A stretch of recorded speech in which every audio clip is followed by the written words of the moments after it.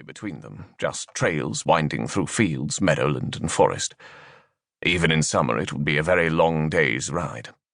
But the weather then was appalling, and we got lost more than once. It took us almost 3 days.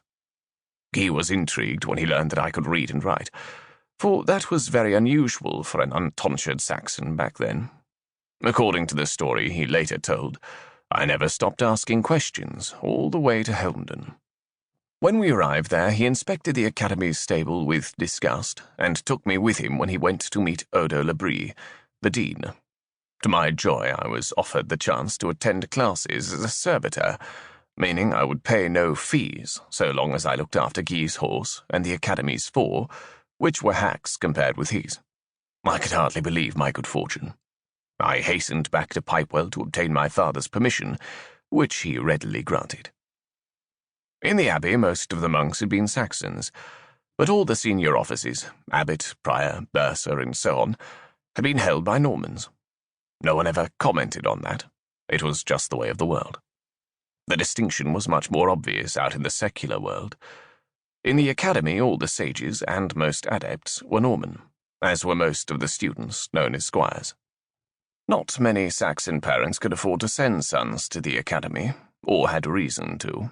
The few Saxon students were referred to as varlets, and tolerated as little better than vermin.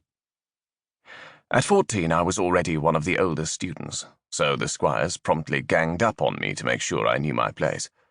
When I reported to Sage Guy the next morning, he displayed neither surprise nor sympathy.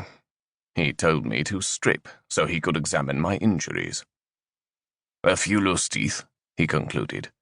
"A couple of cracked ribs, I'll cure those for you. But I'll leave the bruises because otherwise they'll just give you more. You'll have to learn to grovel better." He then chanted a healing spell over me, which did what he had said it would.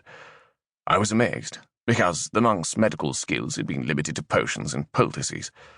If chanting was what this Helmden place taught, then I vowed to learn it.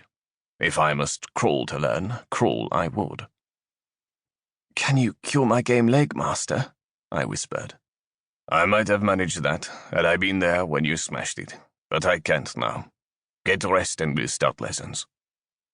The other sages reluctantly let me sit in on their lectures, but they became more accepting as they discovered I had both talent and ambition. Some conceded that I might make a good folk healer someday, even, perhaps, be certified as an adept. A sage? A Saxon sage? No chance at all. And even I accepted that, until the date I shall never forget. October 4th, 1164. That was the day I stole a bag of tiles, and was granted the 3rd miracle. Chapter 2. The Academy was a tiny establishment by today's standards, just a circle of thatched cottages connected by a boardwalk. All the buildings had windows with shutters, though, and a few even had field stone chimneys, a recent innovation. In those days, serious students who could afford it attended the University of Paris, but King Henry forbade that a few years later, in 1167. Now England has several academies grander than Helmden ever was, especially the one in Oxford. Still, with a faculty of 6 qualified sages and 5 adepts, Helmden was then one of the largest and most respected schools in the country.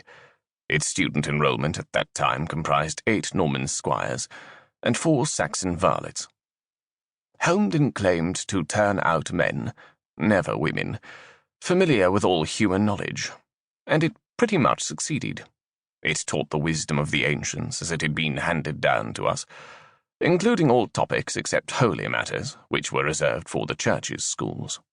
The curriculum included alchemy, arithmetic, astrology, geometry, grammar, herbalism, history, law, literature, logic, music, numeration, reading, writing, and rhetoric, and also antique song, which was what the common folk called enchantment. Enchantment was what really mattered, of course.